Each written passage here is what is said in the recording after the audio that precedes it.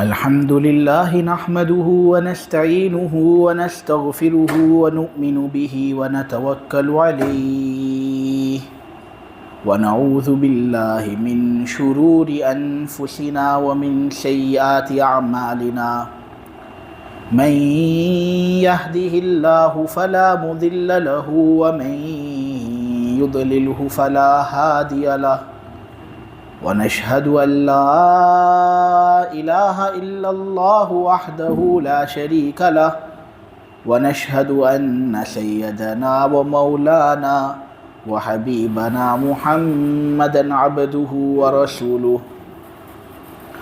الحمد لله وكفى والصلاة والسلام على رسوله المصطفى وعلى عباده الذين ارتضى ومن بهداهم اهتدى وبآثار أهل المدينة اكتفى أعوذ بالله من الشيطان الرجيم بسم الله الرحمن الرحيم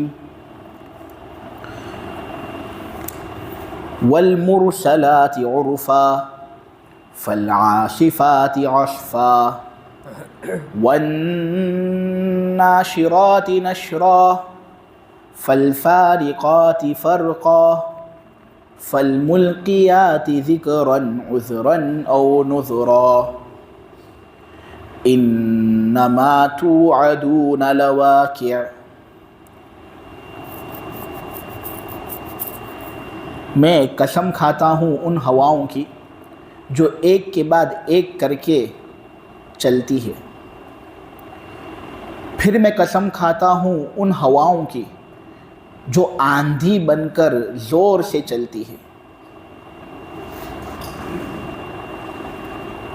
میں قسم کھاتا ہوں ان ہواؤں کی جو بادلوں کو بکھیر دیتی ہے، پھر میں قسم کھاتا ہوں ان فرشتوں کی جو حق اور باطل کے درمیان فرق کرنے والے ہوتے ہیں یا رزق کو تقسیم کرنے والے ہوتے ہیں، پھر قسم کھاتا ہوں ان فرشتوں کی جو نصیحت کی بات کو نازل کرتے ہیں، جو لوگوں کے لیے یا تو معافی مانگنے کا ذریعہ یا لوگوں کو ڈرانے کا سبب بن جاتی ہے۔ یقین جانو جس قیامت کا تم سے وعدہ کیا جا رہا ہے وہ ضرور بالضرور آنے والی ہے۔ اللہ تبارک و تعالیٰ کے فضل و کرم سے سورہ مرسلات کی تفسیر شروع ہوئی ہے۔ اکثر مفسرین کا کہنا یہ ہے، جیسا کہ یہ بات روح المعانی کے اندر بھی ہے اور در منصور کے اندر بھی ہے یہ بات، کہ یہ سورت مکی ہے، ہجرت سے پہلے نازل ہوئی پوری سورت، اس کے دونوں رکوع اور جتنی آیتیں اس سورت کے اندر ہے یہ پوری کی پوری سورت ہجرت سے پہلے نازل ہوئی۔ اور بعض مفسرین کا کہنا یہ ہے، جیسا کہ یہ بات تفسیر اتقان کے اندر ہے، کہ یہ سورت اکثر طور پر تو مکی ہے لیکن اس کی کچھ آیتیں مدنی ہیں، یعنی وہ ہجرت کے بعد نازل ہوئی۔ زیادہ صحیح قول یہ سمجھا جاتا ہے کہ یہ سورت پوری کی پوری مکی ہے، ہجرت سے پہلے اس کا نزول ہوا۔ صوفی عبدالحمید سواتی نے اسی قول کو زیادہ پسند کیا ہے۔ اور بخاری کے اندر حضرت عبداللہ ابن مسعود کی ایک روایت ہے کہ وہ یہ فرماتے ہیں کہ نبی کریم صلی اللہ علیہ وسلم کے ساتھ ہم لوگ مینا میں تھے، اور مینا مکہ کے اندر ہے۔ اس سے یہ بات معلوم ہوتی ہے کہ یہ سورت بھی مکی ہے، کیونکہ صحابی رسول کہہ رہے ہیں کہ ہم حضور کے ساتھ مینا میں تھے کہ حضور ایک غار کے اندر تشریف فرماتے، ہم حضور کے ارد گرد تھے کہ اچانک یہ سورت حضور پر نازل ہوئی۔ حضور پر جیسے ہی یہ سورت نازل ہوئی نا، اور حضور مشقت کی حالت کے اندر تھے، مشقت آسانی کو پہنچ جاتی ہے تو حضور یہ سورت فوراً ہم کو سناتے ہیں، یعنی جیسے ہی یہ سورت نازل ہوئی تازہ عبداللہ ابن مسعود نے اس سورت کو سنا، تو اس سے یہ بات معلوم ہوتی ہے کہ یہ سورت مکی ہے، کیونکہ مینا مکہ کے اندر ہے۔ اس سورت کے اندر 2 رکوع ہیں اور اس کے اندر آیتوں کی تعداد ہے 50۔ الفاظ اگر دیکھنے ہو تو اس صورت کے اندر ہے 181 الفاظ اس صورت کے اندر ہے، اور اگر حروف کی تعداد دیکھنی ہو تو اس صورت کے اندر ہے 816 حروف۔ میرے پروردگار کا فضل ہے کہ وہ ہر حرف پر 10 نیکیاں اور اجر دیتا ہے۔ جب اس صورت کے اندر 816 حروف ہیں تو اللہ تبارک و تعالیٰ سے امید ہے کہ ایک ایمان والا جب پڑھے گا اس کو تو کم سے کم اجر جو اس کے کھاتے کے اندر آئے گا وہ ہے 8160، اور یہ تو کم سے کم اجر کی بات ہے۔ 8160 اجر جو آدمی کے کھاتے کے اندر آئے گا اس صورت کو پڑھنے سے، یہ کم سے کم اجر کی بات ہے۔ پھر آدمی کا اخلاص جتنا زیادہ ہوگا، جتنا زیادہ اللہ تبارک و تعالیٰ کا ڈر دل کے اندر ہوگا، خوف اور خشیت جتنی زیادہ ہوگی، اللہ تبارک و تعالیٰ پھر 8160 سے اجر کو بڑھاتے ہیں، اور کتنا بڑھاتے ہیں اس کی صحیح تعداد اللہ تبارک و تعالیٰ ہی کو معلوم ہے۔ میرے عزیزو، اس صورت کا بھی بنیادی موضوع اگر دیکھنے جائیں نا تو قیامت ہے۔ اکثر طور پر 29واں پارہ جو ہے اور 30واں پارہ ہے، اس کی اکثر صورتیں جو ہیں وہ قیامت ہی کے بارے میں ہیں۔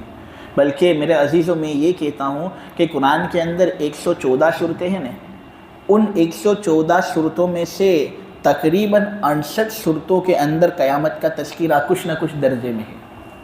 قیامت کو اتنا زیادہ بیان کیا گیا۔ کوئی آدمی سوال کر سکتا ہے کہ کیوں اتنا زیادہ قیامت کو بیان کیا گیا؟ تو اگر دیکھنے جائیں نا تو میرے دوستو، آج کل دنیا کے اندر جو جرائم ہماری جانب سے صادر ہو رہے ہیں وہ اسی لیے صادر ہو رہے ہیں کیونکہ ہمارے اندر احتساب کا احساس نہیں، اکاؤنٹیبلٹی کا احساس نہیں، حساب و کتاب کی کسی کو فکر ہی نہیں ہے، اس لیے آدمی جرم کرتا ہے اور نیکی کرنے کے سلسلے میں کوتاہ ثابت ہوتا ہے۔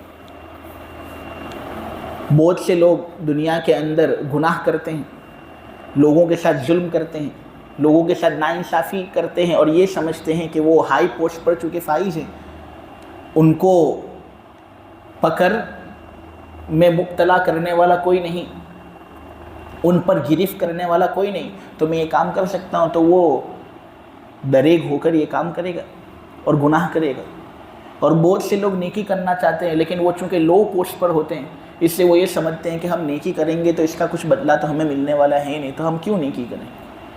اللہ تبارک و تعالیٰ نے قرآن کی 68 صورتوں کے اندر کچھ نہ کچھ درجے میں قیامت کا تذکرہ اسی لیے کیا تاکہ لوگوں کو یہ بات دل و دماغ کے اندر راسخ ہو جائے اور یہ بات اچھی طریقے سے سمجھ میں آ جائے کہ دیکھو ہم کو نیکی کرنی چاہیے، ہم نیکی کریں گے تو اللہ تبارک و تعالیٰ کے یہاں پر ہمیں اجر ملے گا، قیامت کے دن اجر اللہ تبارک و تعالیٰ دے گا۔ اور اگر ہم گناہ کریں گے اور اللہ کی نافرمانی کریں گے تو اللہ کو حساب دینا ہے، اللہ سب کام دیکھ رہے ہیں، لہٰذا ہم کو گناہوں سے اپنے آپ کو بچانا چاہیے۔ اس لیے اس صورت کا بھی بنیادی موضوع قیامت ہے، اور قیامت کا موضوع اس صورت کے اندر ہے اس لیے تاکہ لوگوں کے دل کے اندر احتساب کا احساس پیدا ہو جائے اور اس احساس کی وجہ سے وہ نیکی کے کام کریں اور گناہوں کے کام سے رک جائیں۔ میرے عزیزوں، میں آیتوں کی تفسیر شروع کروں اس سے پہلے میں آپ لوگوں کو یہ بات بتا دوں کہ قیامت کی علامتیں دو طرح کی ہیں، ایک علامت صغریٰ اور ایک علامت کبریٰ۔ قیامت کی جو علامات صغریٰ ہیں وہ بہت زیادہ ہیں، کچھ تو ظاہر ہو چکی، کچھ کا ظہور ابھی باقی ہے۔ میرا کہنا تو یہ ہے کہ اکثر ظاہر ہو چکی ہیں۔ یہ وہ علامتیں ہیں جو نبی کریم صلی اللہ علیہ وسلم کی پیدائش سے لے کر حضرت امام مہدی محمد ابن عبداللہ کی آمد تک ظاہر ہوں گی۔ یہ علامات صغریٰ، ان کو صغریٰ اس لیے کہتے ہیں کیونکہ یہ بہت زیادہ عجیب و غریب نہیں، نیز ان کے واقع ہونے کے بعد فوراً قیامت آ جائے ایسا نہیں، قیامت اس کے واقع ہونے کے کچھ ٹائم بعد بھی واقع ہو سکتی ہے۔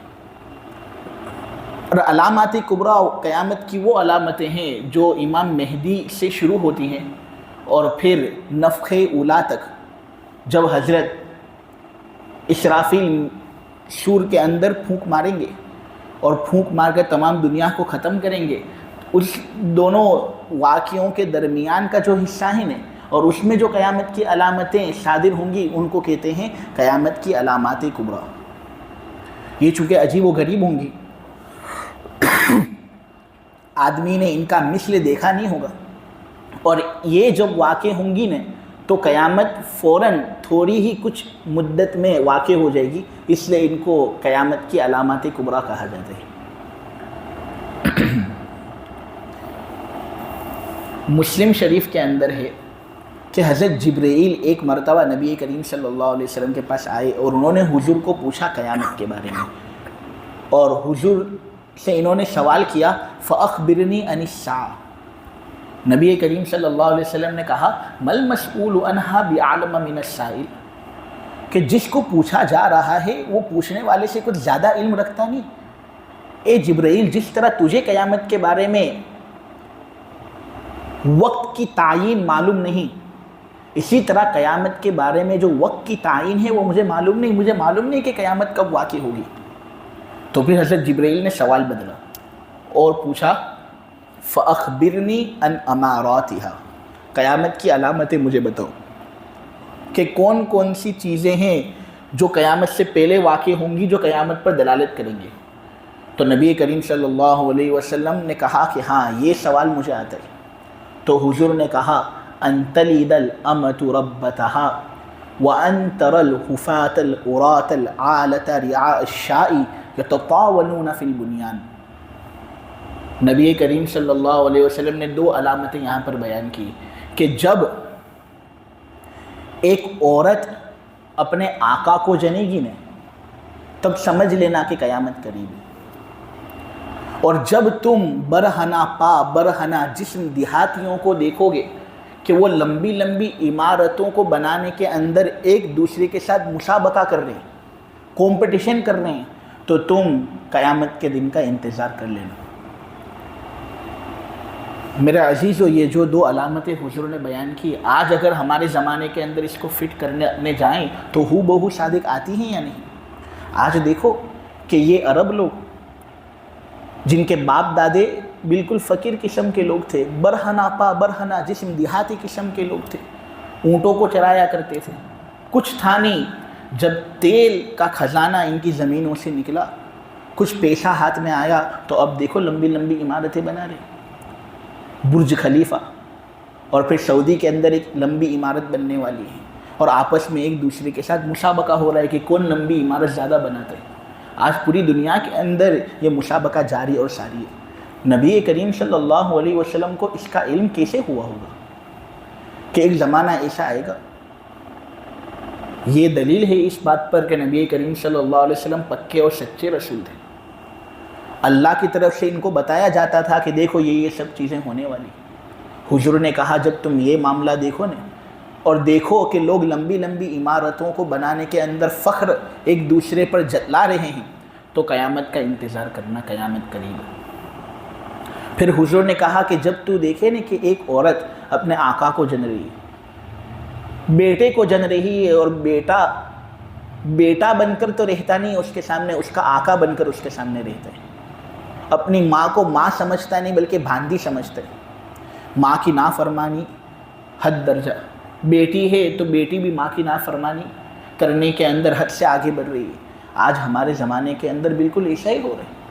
پہلے کے زمانے میں لوگ تعجب کرتے تھے کہ کیا ایک بیٹا اپنے باپ کا نافرمان ہو سکتا ہے؟ کوئی آدمی چلو دوست کو برا بھلا کہہ سکتا ہے، کوئی آدمی اپنی بیوی کو برا بھلا کہہ سکتا ہے، کوئی آدمی اپنی پڑوسی کو چلو برا بھلا کہہ سکتا ہے، لیکن اپنے باپ جس نے اس کو پیدا کیا اس کو برا بھلا کہہ سکتا ہے؟ لیکن دیکھو آج کے زمانے میں لوگ اپنے والدوں کا احترام نہیں کر رہے، ان کو برا بھلا کہہ رہے ہیں، تکلیف پہنچاتے ہیں۔ بہت سے واقعات تو ہمارے سامنے ایسے آئے ہیں کہ ایک بیٹا اپنے باپ کو مارتا ہے،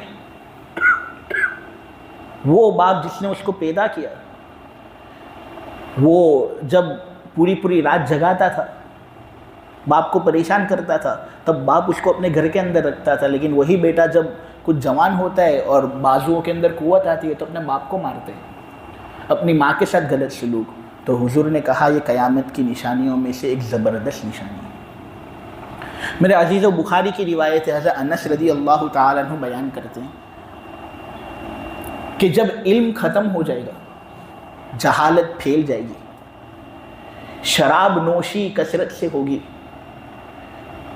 زنا عام ہو جائے گا، مرد کم ہو جائیں گے، عورتیں زیادہ ہو جائیں گی، حتیٰ کہ 50 عورتوں کی خبر گیری کرنے والا فقط ایک مرد ہوگا، تو تم قیامت کا انتظار کرنا۔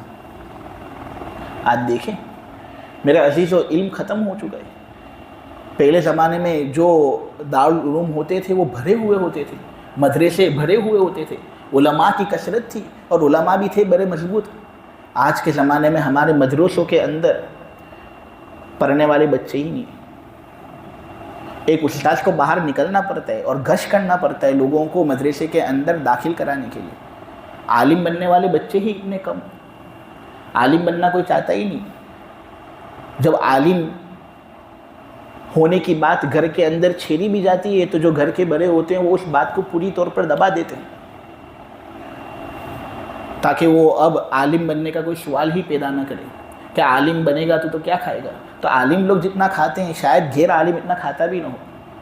میں آپ لوگوں کو ایک تجربہ بیان کروں کہ عالم شاید جتنا اس کے سامنے رزق کے دروازے کھلتے ہیں شاید غیر عالم کے سامنے رزق کے اتنے دروازے کھلتے بھی نہ ہوں، لیکن پھر بھی لوگ آج اپنے لڑکوں کو عالم بنانے کے اندر جھجک محسوس کرتے ہیں۔ میرا عزیزو، امام ابو یوسف فقیر قسم کے تھے۔ ان کی امی ان کو دھوبی کے پاس چھوڑ کر آتی تھی کہ تو دھوبی کے پاس رہ، اس کے ساتھ کپڑے دھو تو کچھ کما سکے گا تو، اور کچھ کھا سکے گا، اپنا پیٹ بھر سکے گا۔ امام ابو یوسف جب دھوبی کے پاس جاتے تھے تو کام کرتے تھے، لیکن رستے کے اندر امام ابو حنیفہ کی مجلسیں ہوتی تھیں اور علم امام ابو حنیفہ کی طرف سے پھیل رہا ہوتا تھا۔ امام ابو یوسف جب دھوبی کے پاس جاتے ہیں تو راستے کے اندر چونکہ امام ابو حنیفہ کی مجلس لگا کرتی تھی، اس لیے یہ کبھی کبھی امام صاحب کی مجلس کے اندر جا کر بیٹھ جاتے تھے اور دھوبی کے پاس جاتے نہیں تھے۔ ان کی امی آتی تھی، ان کو مجلس سے اٹھاتی تھی اور مار مار کر ان کو گھر روانہ کرتی تھی کہ تیرے پاس کچھ ہے نہیں، تو اس آدمی کے ساتھ بیٹھے گا تو یہ آدمی تو مالدار ہے، اس کے پاس بہت پیسہ ہے، امام صاحب کے پاس بہت پیسہ تھا، تو ان کے ساتھ بیٹھے گا تو کمائے تو کچھ تجھے ملنے والی ہی نہیں، اس علم سے تیرا کیا چلے گا اور دنیا کے اندر تو کیا ترقی کرے گا۔ اس طرح بار بار ان کی امی ان کو مجلس سے اٹھاتی تھی اور دھوبی کے پاس روانہ کرتی۔ ایک مرتبہ وہ امام صاحب کی مجلس کے اندر بیٹھ گئے تھے شوق کے اندر کہ میں سیکھوں، علم سیکھوں، میرے دل کو منور کروں۔ ان کی امی آتی ہے اور اس مرتبہ تو بہت غصے کے اندر ان کو اٹھاتی ہے۔ اتنے میں امام صاحب اس کو روکتے ہیں اور کہتے ہیں کہ بھائی تو کیوں اس کو بار بار اٹھاتی ہے، اس کو پڑھنا ہے تو پڑھنے دینا۔ تو پھر اس کی جو امی تھی وہ امام صاحب پر غصے ہوتی ہے کہ تو نے ہی میرے بچے کو بگاڑ دیے، تیری صحبت میں رہتا ہی ہے اور ہمیشہ علم ہی کی دھن اس کو لگی رہتی ہے، کمانے کی کوئی فکر ہی نہیں ہے۔ ہم کمائی کے اعتبار سے بڑے کمزور ہیں، ہمارے پاس کمانے والا کوئی نہیں، یہ کمائے گا نہیں تو پھر دنیا کے اعتبار سے یہ سفلتا کس طرح حاصل کرے گا؟ تیرے پاس آ کر بیٹھتا رہتا ہے، علم حاصل کرتا رہتا ہے۔ اتنے میں امام ابو حنیفہ چونکہ بڑے اللہ والے تھے نا، انہوں نے اس کی امی کو کہا کہ اے باولی، یہ لڑکا بڑا ہوگا نہیں اور اگر یہ علم حاصل کرتا رہا تو بادام کے تیل سے جو فالودہ بنتا ہے نا وہ پیے گا یہ۔ اس زمانے میں بادام کے تیل کا جو فالودہ ہوتا تھا نا وہ بادشاہ لوگ بھی بہت کم پیتے تھے، اتنی لذیذ چیز ہوتی تھی۔ اتنے میں ان کی امی کے اندر اور زیادہ غصہ آیا اور اس طرح بات کرتی کرتی وہ چلی گئی۔ میرے عزیزو، ایک زمانہ ایسا آیا کہ امام ابو یوسف دنیا کے سب سے بڑے چیف جسٹس بن گئے۔ دنیا میں ان سے بڑا جج کوئی تھا ہی نہیں۔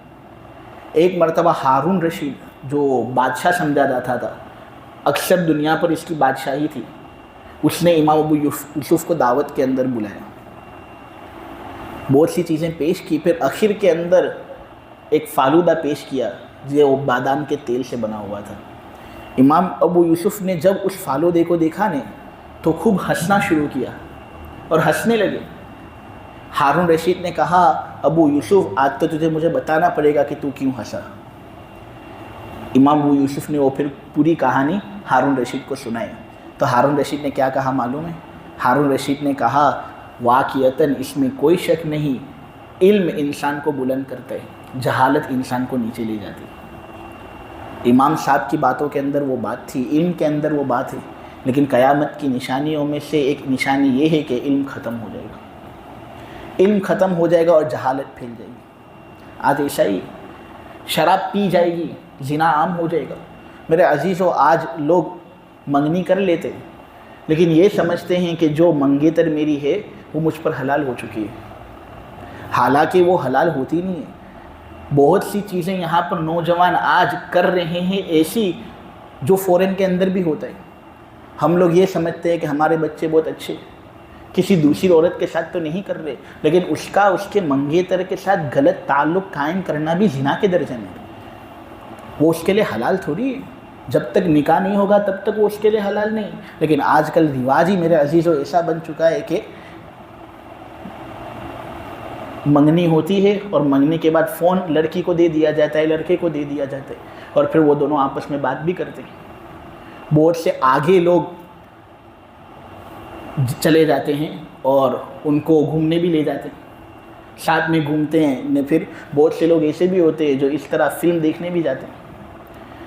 اس سے پھر نکاح ہوتا ہے نا، اس کے اندر بہت نحوست آ جاتی، پھر نکاح کے بعد گھر کے اندر لڑائی جھگڑے شروع ہوتے ہیں۔ بیوی کو مرد پسند نہیں، مرد کو بیوی پسند نہیں، ساس کے ساتھ بھی روز مرہ لڑائی ہوتی رہتی ہے۔ یہ سب نحوستیں ہیں جو آدمی کو بعد میں ان کا احساس ہوتا ہے۔ حالانکہ اگر وہ منگنی کر لیتا اور منگنی کرنے کے بعد شرعی اعتبار سے وہ اس سے دور رہتا ہے نا، تو بہت سی برکتیں نکاح کرنے کے بعد اس کے سامنے آتی۔ لیکن آج لوگ اس طرح منگیتروں کے ساتھ کرتے ہیں تو یہ بھی زنا سے کچھ کم نہیں، یہ بھی زنا ہی ہے۔ ان کے ساتھ غلط تعلقات قائم کرنا شریعت کی نگاہ کے اندر درست نہیں، یہ گناہ ہے۔ تو یہ بھی قیامت کی علامتوں میں سے ایک علامت ہے۔ اور پھر قیامت کی علامتوں میں سے ایک علامت یہ بھی ہے کہ مردوں کی تعداد کم ہو جائے گی، عورتوں کی تعداد زیادہ ہو جائے گی، حتیٰ کہ 50 عورتوں کی خبر گیری کرنے والا فقط ایک مرد ہی ہوگا۔ آج دیکھیں گھروں کے اندر عورتیں ہی زیادہ ہیں، مرد کم ہیں۔ ترمذی کے اندر حضرت ابو ہریرہ رضی اللہ تعالیٰ عنہ کی روایت ہے، نبی کریم صلی اللہ علیہ وسلم نے فرمایا جب مال فی کو ذاتی دولت سمجھا جائے گا، مال فی وہ مال ہوتا ہے جو لڑائی کیے بغیر جنگ کے اندر حاصل ہو۔ میں سمجھا سکا؟ جنگ ہوتی ہے نا، تو جب ایک جنگ کا حصہ دوسرے جنگ کے حصے پر غالب آ جاتا ہے تو وہ جو ہارا ہوا جنگ کا حصہ ہے نا، اس کا پورا مال غالب جنگ کے حصے کو چلا جاتا ہے۔ آپ سمجھے؟ ایک لشکر دوسرے لشکر پر چڑھائی کرتا ہے تو پہلا لشکر جب غالب ہوگا نا اور دوسرا لشکر جب شکست خوردہ ہو جائے گا اور مغلوب ہو جائے گا تو اس کا پورا مال ہے نا وہ غالب لشکر لے لے گا۔ اس کو کہتے ہیں مال غنیمت۔ یہ تو لڑائی کر کے حاصل ہوا نہیں۔ مال فی وہ مال ہے جو اس طرح جنگ ہی کے اندر حاصل ہوتا ہے، لیکن اس کے لیے لڑائی کرنی نہیں پڑتی۔ دو لشکر آمنے سامنے ہو گئے لیکن ایک لشکر دیکھ رہا ہے کہ دوسرا لشکر تو بڑا طاقتور ہے، تو پہلے سے کہہ دیتا ہے کہ بھئی ہمارا سامان لے لو، تم ہمیں جنگ کرنی نہیں ہے۔ اس طرح وہ بھاگ جاتے ہیں اور سامان چھوڑ کر چلے جاتے ہیں۔ تو یہ کیا ہے؟ مال فی۔ نبی کریم صلی اللہ علیہ وسلم کہہ رہے ہیں کہ جب مال فی کو ذاتی دولت سمجھا جائے گا، حالانکہ اس پر تو سب کا حق ہے، فقیروں کا حق ہے، مسکینوں کا حق ہے، یتیموں کا حق ہے، مسافروں کا حق ہے، لیکن جب مال فی کو ذاتی دولت سمجھا جائے گا، امانت کو مال غنیمت کی طرح حلال سمجھا جائے گا،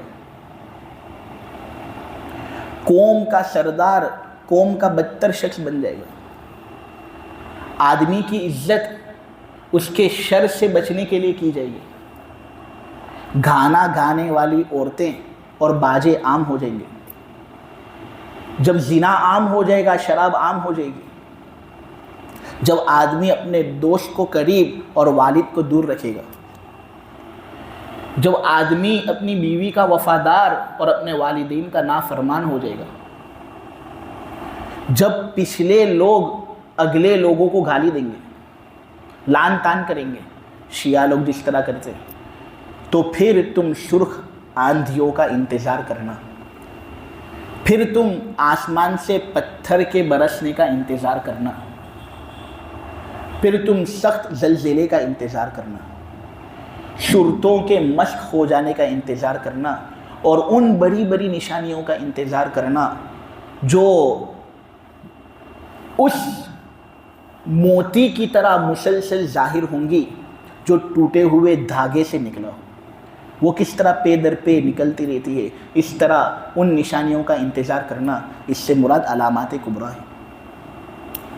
تو جو علامات صغریٰ ہے ان میں سے کچھ کا ظہور تو ہو چکا, کچھ کا ظہور باقی ہے.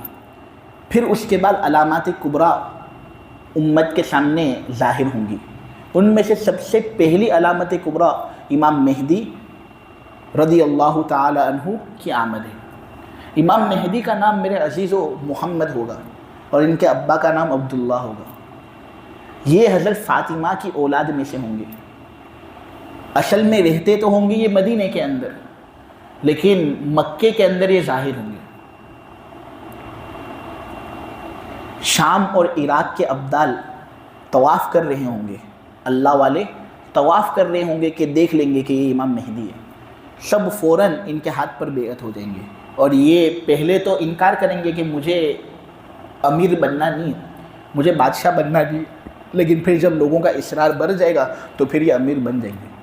میرے عزیزو, پہلے تو ان کی حکومت جزیرۃ العرب پر ہوگی اور شریعت کے مطابق یہ حکومت اپنی چلائیں گے, اور پھر ان کی حکومت پوری دنیا پر پھیل جائے گی. نصارہ کے ساتھ, یہود کے ساتھ, سب کے ساتھ یہ جہاد کریں گے. کبھی بھی سامنے سے یہ نہیں کہیں گے کہ میں امام مہدی ہوں. آج کل بہت سے لوگ سامنے سے کہہ دیتے ہیں کہ میں امام مہدی, تو جو سامنے سے کہتا ہے کہ میں امام مہدی, وہ امام مہدی ہو ہی نہیں سکتا.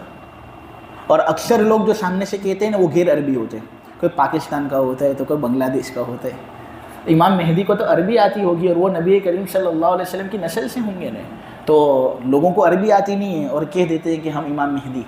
بہت بڑا گناہ ہے یہ, اللہ ہماری حفاظت کرے. تو امام مہدی پر جبراً بیعت ہوگی اور پھر مجبور ہو کر امام مہدی اپنے آپ کو امیر بنائیں گے, اور اس طرح یہ بادشاہ بنیں گے, پوری دنیا پر ان کی حکومت چلے گی. میرے عزیزو, امام مہدی کا زمانہ چل رہا ہوگا کہ پھر دجال کا خروج ہوگا. علامات کبریٰ میں سے یہ دوسری بڑی علامت ہے, دجال کا نکلنا. دجال دجل سے ہے. کوئی چیز غلط ہو, باطل ہو, جھوٹی ہو, اس پر حق کی پالش کر لینا, اس کو کہتے ہیں دجل. حق کی ملم ماری باطل چیز پر کرنا, اس کو کہتے ہیں دجل. دھوکہ کہ چیز تو ہے جھوٹی لیکن ایسا نظر آ رہا ہے کہ چیز بڑی اچھی ہے. دجال کا معاملہ بھی ایسا ہی ہوگا.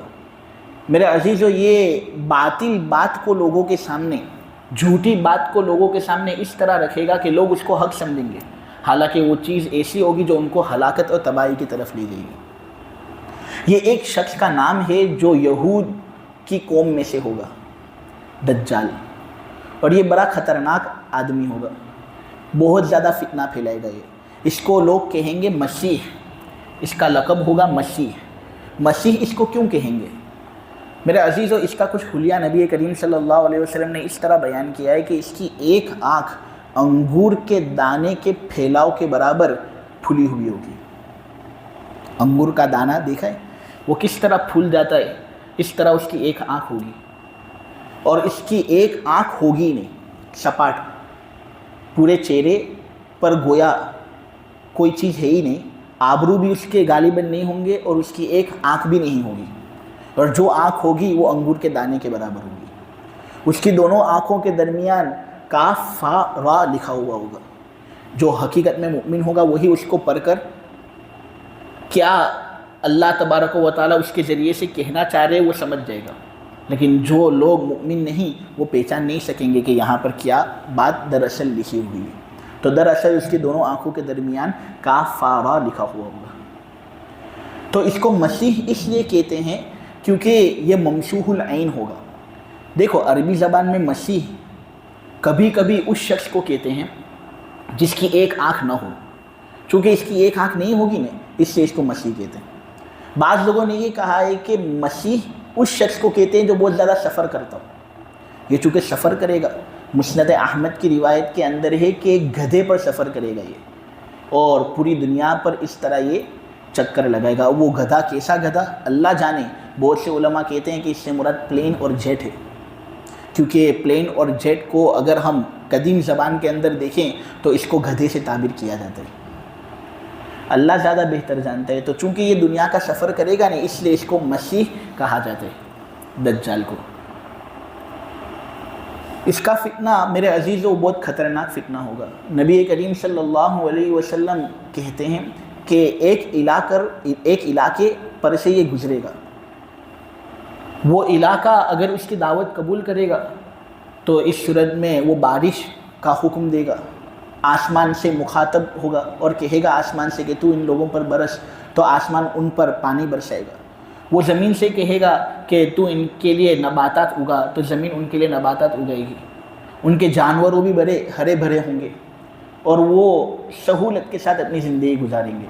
اور جب وہ کسی ایسی بستی کے پاس سے گزرے گا جو بستی اس کی تکذیب کرتی ہے، جو ایمان والے اس پر ایمان نہیں لاتے اور کہتے ہیں کہ ہمارا خدا تو اللہ ہی، تو پھر اس صورت میں ان کے جانور بھی سب ہلاک ہو جائیں گے، اور اللہ تبارک و تعالیٰ کے کرنے سے ان کی روزی روٹی بھی بند ہو جائے گی، اور ایسے لوگ خوب فقر و فاقے کے اندر ہوں گے، اور اس طرح یہ بہت سے لوگوں کو گمراہ کرے گا۔ امام مہدی نصارہ کے ساتھ جہاد کریں گے، قسطنطنیہ اور کانسٹینٹنوپل کو فتح انہوں نے کر لیا ہوگا، مال غنیمت لے لیا ہوگا انہوں نے، اور مال غنیمت لے کر یہ شام چلے گئے ہوں گے، اور دمشق کے اندر اپنے انتظام کے اندر یہ مصروف ہوں گے کہ اتنے میں اچانک خبر آئے گی کہ دجال نکل چکا ہے۔ سب لوگ مستی کے اندر ہوں گے، لیکن جب دجال کی خبر سنیں گے تو سب کے چہرے بگڑ جائیں گے۔ امام مہدی بھی بالکل سیریس ہو جائیں گے کہ یہ تو ایک ایسا شخص نکل چکا ہے جس کے ساتھ اب مقابلہ میں نہیں کر سکتا، اب تو عیسیٰ علیہ السلام کا انتظار کرنا ہے۔ تو پھر دجال نکلے گا، یمن سے ہو کر یہ پہلے مکہ مکرمہ جائے گا، مکہ مکرمہ کے اندر دیکھے گا تو داخل ہونا چاہے گا، لیکن فرشتے مکہ مکرمہ کے ارد گرد ہوں گے، اس کو داخلے سے روک دیں گے۔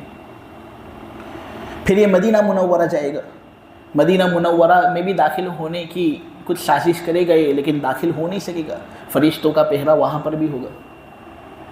پھر یہ شام کا رخ کرے گا اور امام مہدی پر چڑھائی کرنی شروع کرے گا۔ یہ پہلے تو یہ نبوت کا دعویٰ کرے گا اور کہے گا سب کو کہ میں نبی ہوں، حالانکہ نبی کریم صلی اللہ علیہ وسلم کے بعد تو کوئی نبی آ ہی نہیں سکتا، تو اس کا یہ جو دعویٰ ہوگا یہ بالکل جھوٹ اور فریب ہے۔ جس طرح اس کا نام دجال ہے، اس طرح یہ دجل پھیلائے گا۔ لیکن پھر جب یہ اصفہان جائے گا نا، نکلے گا تو یہ شام اور عراق کے درمیان سے، جب یہ اصفہان پہنچے گا تو 70,000 یہود اس کے لشکر کے اندر داخل ہو جائیں گے۔ نبی کریم صلی اللہ علیہ وسلم نے کہا ہے کہ اس کے لشکر کے اندر اکثر عورتیں بھی داخل ہوں گی۔ جب زیادہ فالوئنگ اس کی بڑھ جائے گی تو پھر یہ خدائی کا دعویٰ کرے گا اور پوری دنیا کے اندر سفر کرے گا، لوگوں کو دھوکہ دے گا۔ نبی کریم صلی اللہ علیہ وسلم فرماتے ہیں کہ اس کے ساتھ آگ ہوگی اور اس کے ساتھ پانی ہوگا۔ جس کو لوگ آگ سمجھ رہے ہوں گے وہ حقیقت میں پانی ہوگا، اور جس کو لوگ پانی سمجھ رہے ہوں گے وہ حقیقت میں آگ ہوگی۔ اس طرح یہ لوگوں کو گمراہ کرے گا اور لوگوں کو بلائے گا پانی کی طرف، لیکن وہ پانی در حقیقت ان کے لیے آگ ہوگی۔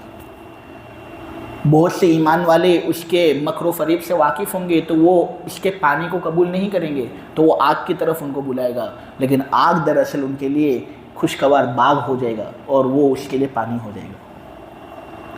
اس کے ساتھ ایک روٹی کا پہاڑ ہوگا، اسی طرح خوب دریاؤں کا پانی اس کے ساتھ ہوگا۔ اللہ تبارک و تعالیٰ عجیب و غریب کرش میں اس کے ہاتھ پر ظاہر کرے گا تاکہ ایمان والوں کا امتحان ہو۔ بہت دولت ہوگی اس کے پاس، اور اس طرح بہت سے لوگوں کو یہ کفر کے اندر مبتلا کرے گا۔ بخاری کے اندر ایک آدمی کا واقعہ ہے جس کے بارے میں نبی کریم صلی اللہ علیہ وسلم نے یہ کہا ہے کہ یہ لوگوں میں سے سب سے بہتر شخص ہوگا، یہ دجال کے پاس آئے گا اور کہے گا کہ میرے نبی نے تیرے بارے میں مجھے بتایا تھا، میرے نبی نے تیرے بارے میں مجھے بتایا تھا، میرے نبی نے بتایا تھا کہ تیری ایک آنکھ کانی ہوگی، میرے نبی نے یہ بات بتایا تھا کہ تیری دونوں آنکھوں کے درمیان کاف فا را لکھا ہوا ہے، تو عیب دار ہے، تیرے اندر تو عیوب ہے، کوتاہیاں ہیں، تو اپنے آپ کو خدا کہتا ہے، میرا خدا تیری طرح عیب دار نہیں، تو نظروں کے اندر آتا ہے، میں تجھے دیکھ سکتا ہوں، میرا پروردگار تو اتنی عالی شان ذات رکھنے والا ہے کہ اس کو کوئی نہیں دیکھ سکتا،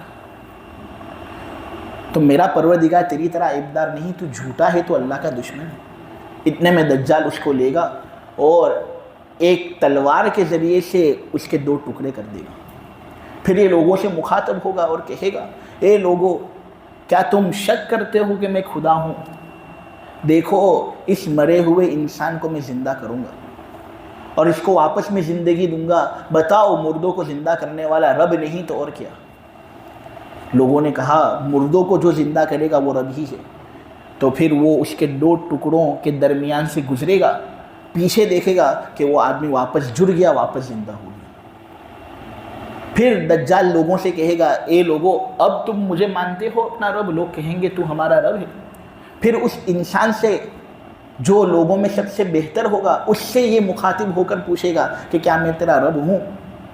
وہ واپس زندہ ہو کر واپس ایک بات کہے گا، تو میرا رب ہو ہی نہیں سکتا، تو عیب دار ہے، تو کانا ہے، میرا رب عیب دار نہیں، بلکہ پہلے تو مجھے کچھ شک تھا کہ شاید تو میرا رب ہو، اب تو یہ شک بھی دور ہو گیا، تو واقعتاً دجال ہے، تو کبھی اللہ ہو ہی نہیں سکتا۔ دجال غصے کے اندر آئے گا، واپس اس کو قتل کرنا چاہے گا، لیکن اس مرتبہ اللہ اس آدمی کی حفاظت کریں گے اور اس کو قتل نہیں ہونے دیں گے۔